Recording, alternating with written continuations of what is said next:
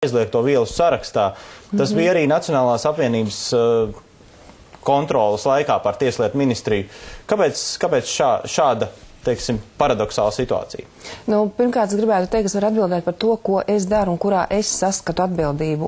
Un arī pagājušajā gadā, tad, kad es tajā brīdī, kad es startēju uz Rīgas domi, kā vienu no prioritātēm es pieteicu bērnu veselību un Rīgas narkotikas centra apkarošanas biroja atjaunošanu, uzskatot, ka tā ir ārkārtīgi nozīmīga problēma. Un tajā brīdī, kad es skaļi runāju un teicu, ka tā ir viena no manām, kampaņas būtiskām sastāvdaļām, redzot tos draudus, ja, protams, jo šī problēma plašākā Rīga. Rīgā to sadzirdēja ļoti ātri. Mums Rīgas doma saprata, cik tas ir svarīgi, ieliekot to kā prioritāti arī pašvaldības policijas darbībā, gan izveidojot jaunu štata vietas profilaksei un cīņai, teiksim, kādā veidā strādāt ar mērķa auditorijām. Bet jūs partijas kontrolētajā ministrijā? Es vēlreiz saku, es atbildu par to, ko es uzskatu par svarīgu. Jā, un, protams, tam man būtu jāatzinās ļoti īpaši. Ne tikai ministrs ir tas, kas veido, kas viss svarīgs, bet tie ir eksperti. Un šobrīd es varu pateikt, ka ir ārkārtīgi svarīgi, un es uzstāju, ka tā ir svarīga problēma, jo man nav jāskatās teorētiski, kāds ir prakse, ir fakti ikdienā, kas parāda, kā mums ir jārēģē. Brokskundze, šodien valdībā tika lemts par jaunu cietumu būvniecību un, teiksim, šo ieslodzījumu vietu reorganizāciju. Sākotnēji tika minēts, ka Olēna varētu būt vieta, kur celt pirmo jauno cietumu. Šonadēļ izskanēja, ka tas varētu būt Daugavpils. Kādēļ tā? Tāpēc, ka sākotnēji, tad, kad tiešām 2009. gadā mēs plānojām visu kopējo ainu, kā ieslodzījumu vietas nākotnē varētu Latvijā attīstīties, skaidrs, tādas, kā tās ir šobrīd, tās nevar pastāvēt. Ir vajadzīgs jauns, modernas, tās ir lielākas. Mēs skatoties ārvalstu praksi, kāds būtu, mēs redzam, ka nākotnē tie varētu būt 4, iespējams 5 lieli cietumi. Līdz ar to esošie būtu slēdzami. Un pirmā prioritāte, kur būvēt, protams, pēc tam, kur vislielākā šīs sadzīves problēmas šobrīd ir, kuri vislielākie pārkāpumi no cilvēktiesību jomas, kurus Latvijā ik pa laikam mēs, protams, saskaramies ar to, ka nav atbilstoši apstākļi ieslodzīto soda izciešanai. Un te ir jāmin, pirmkārt, tā ir Rīgas reģions, un tā ir Daugavpils kā lielākā problēma. Tie divi cietumi, kas tur ir, tie tiktu slēgti. Jā, tātad tā svarīgākā problēma prioritāte. Jā, protams, arī Liepāja un pārējie. Kāpēc Olēns šobrīd ir diskutējums jautājums, jo, protams, iepazīstoties ar Tieslietu ministrijas rīcībā esošo zemes gabalu, tur jau ir šobrīd cietums, tur ir slimnīca, un šobrīd ir plānots Olēnai būvēt vēl par Norvēģu finansējumu atkarības centru tieši ieslodzītiem, kur slimi dažādām atkarībām. Un atlikusī teritorija pēc jaunām prasībām, ko mums igauņu eksperti saka, nav piemērota.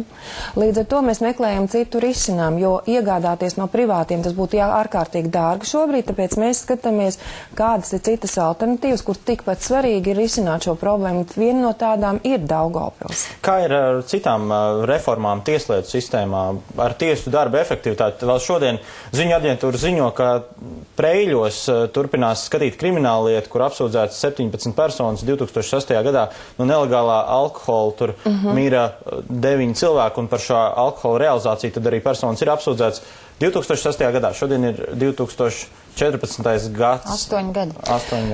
Tur, protams, šajā konkrētajā gadījumā ir jāstāsta konkrēta krimināla lieta, kas bijusi par pamatu gan izmeklēšanai, gan iespējams šo tiesājumo personu disciplīnai ierasties uz tiesas sēdi un gan advokātu, gan tiesai. Tur ir noteikti savu attaisnojumu. Bet, protams, normāli tas, ka ikvienam tiesas procesam jānotiek saprātīgā termiņā.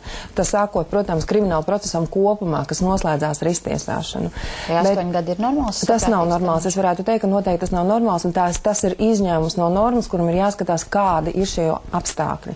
Un tāpat laikā es gribētu teikt, ka tiesu darbības ātrums, tiesu procesa ātrums ir būtiski uzlabojies, un mēs esam veikuši diezgan daudz.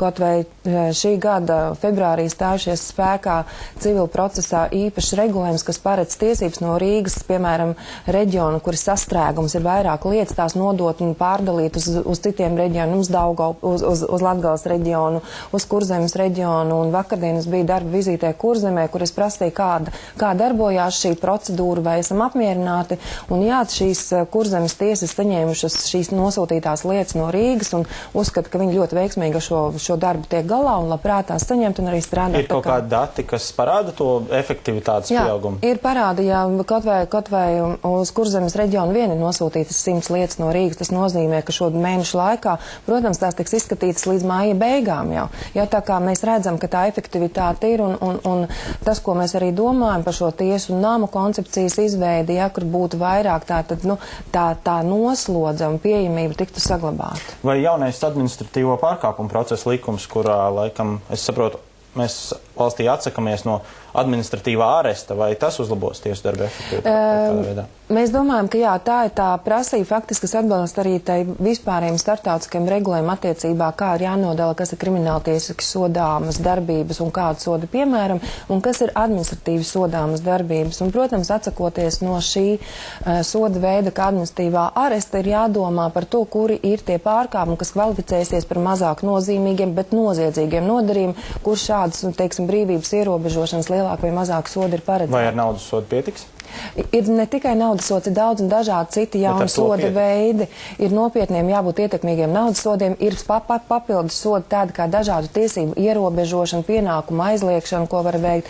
Ir efektīvi domāts, kādā veidā piespiešos naudas sodus nomaksāt, ir piedāvāts pilnīgi jauns tāds risinājums kā vienošanās. Ja ir administratīvais sods, mēs atzīstam, ka esam vainīgi, mums ir iespēja vienoties, samazināt un tādējādi samazināt mazāku sodu, ja, kas arī ir tādā veidā mums jāskatās, lai ir efektivitāte.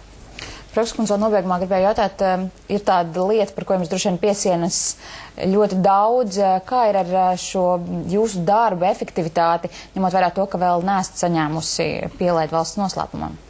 Nu, ja mēs skatāmies par to darbu apjomu, kas ir saistīts, kurā nepieciešama šī pielaide, tad tie ir atsevišķi jautājumi. Un es neuzskatu, ka ikdienas darbā tas traucēt. Man ir tik daudz darba, kas man patiešām ir jādara un kurā šī pielaide nav svarīga, un es tos arī daru.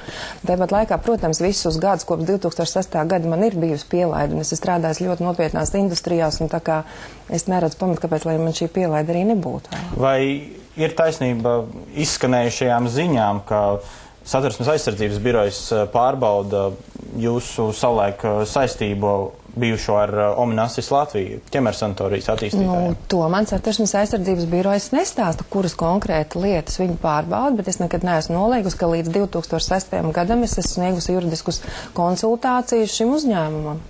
Vēl noslēdzot, gribējām jums pajautāt, vakar Rīgas mērs Nils Ušakovs mums izteicās, ka visa Rīgas domes frakcija lieldienās šūposies uz vienām šūpolēm. Vai jūs jau esat atradusi savus šūpoles, vai varbūt kā bijusī domes deputāti arī būsiet? Esmu uzaicināta, kā bijusī Rīgas domes deputāti pievienoties klāt, un es arī gribētu teikt, ka es savukārt nepieteikt tajā jautājumā par narkotiku apkarošanu. Es patiešām novērtēju ļoti augstu arī to, ko Rīga un Rīgas pašvaldība ir darījusi, kaut arī šīs problēmas risināšanā. Šūpoties kopā ir?